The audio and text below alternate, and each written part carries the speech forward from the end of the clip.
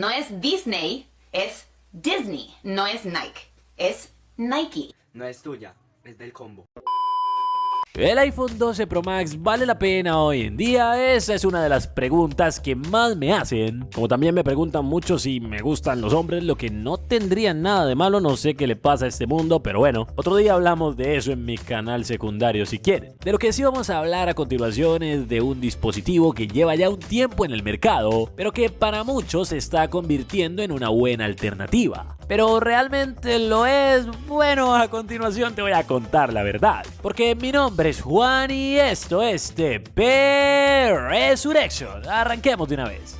Para empezar, hablemos del diseño y la pantalla de este dispositivo, aspectos fundamentales para la experiencia general de usuario, los cuales pueden influir bastante en la decisión de compra. El diseño del iPhone 12 Pro Max presenta bordes cuadrados y una combinación de aluminio y cristal que le otorga un aspecto premium. El módulo de cámaras en la parte posterior le agrega su distintivo toque al diseño. Sin embargo, es importante mencionar que este es más pronunciado que por ejemplo el del 11 Pro Max, aunque aún menos que los del 13 y el 14. Algo lógico teniendo en cuenta que es la generación en medio de estas. Y ahora que lo digo, es muy curioso como se habla siempre de las generaciones más viejas o de las más recientes, olvidando por completo las del medio como esta que pueden darnos sorpresas. A grandes rasgos sigue la línea de los modelos anteriores, ya saben que Apple es bastante continuista en este aspecto, aunque esto puede aburrir a muchos. Déjame saber en los comentarios qué opinas respecto a los diseños de Apple. ¿Te parecen bonitos o repetitivos? Más de uno opina que estos bordes cuadrados en un dispositivo tan grande se hacen incómodos al sostenerlo durante bastante tiempo, pero a otros por el contrario les gustan más. Aunque lo que definitivamente no le va a gustar a mucha gente es el hecho de que esta pantalla se queda tan solo en 60 Hz. Al ser un iPhone relativamente reciente y más o menos costoso incluso a día de hoy, debió haber incluido los 120 Hz que sí tiene el 13 Pro Max. Por lo que si buscas jugar definitivamente este no es tu dispositivo. De hecho, si buscas jugar no te compres un iPhone. Más bien cómprate alguno de los teléfonos que recomiendo por aquí en este video.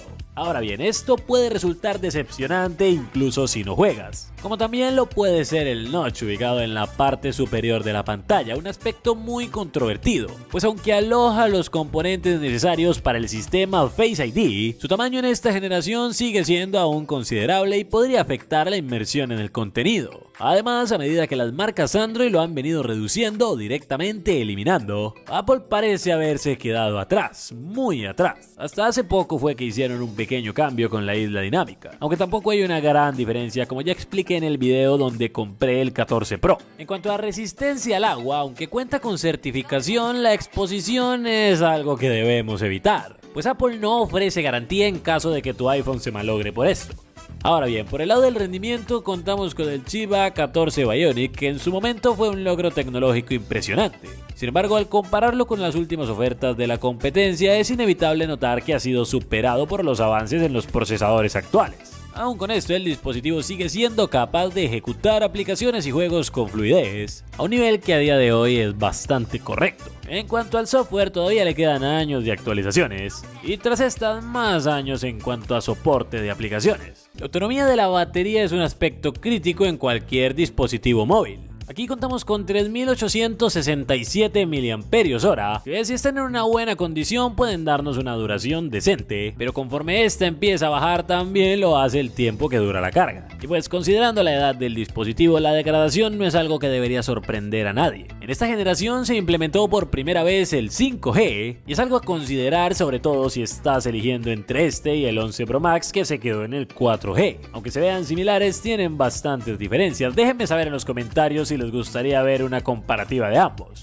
A nivel de cámaras, este es el segundo iPhone con triple lente, después del ya mencionado 11 Pro Max, y su nivel a día de hoy sigue siendo bueno, aunque no ya espectacular, encontrándose del 1 al 10 tranquilamente en un 8. El sistema de cámara trasera del iPhone 12 Pro Max consiste en 3 lentes, un gran angular, un ultra gran angular y un telefoto. La cámara principal es de 12 megapíxeles, captura detalles con bastante precisión y ofrece un rendimiento general sólido en condiciones de buena iluminación. Sin embargo, en situaciones de poca luz el rendimiento ya podría no ser tan impresionante, pues el tamaño del sensor no es tan grande como en modelos más nuevos.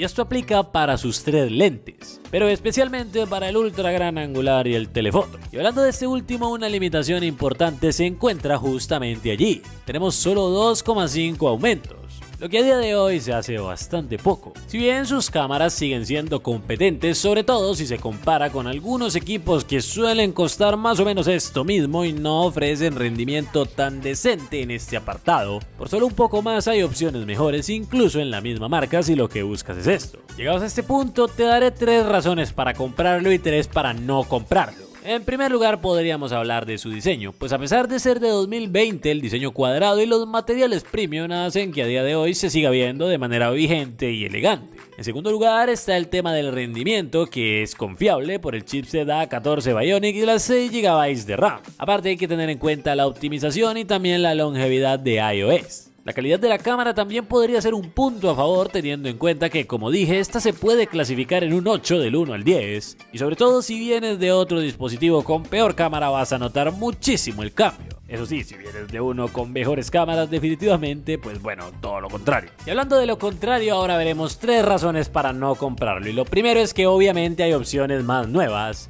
E incluso en algunos casos la diferencia de precio puede no ser tan grande como para que valga la pena este en lugar de uno más reciente. Por otro lado, es posible que los modelos más antiguos tengan una batería degradada, lo que afecta muchísimo la autonomía. Y en tercer lugar está el hecho de que no cuenta con 120 Hz, una lástima. Pero ahora es tu turno. En lo personal, ¿comprarías este dispositivo? Sí, no y por qué. Déjame saber tu opinión en los comentarios. Nos vemos luego. Cuídense mucho, lávense las manos, no se enamoren y miren estos otros 2 videos que les dejo por aquí.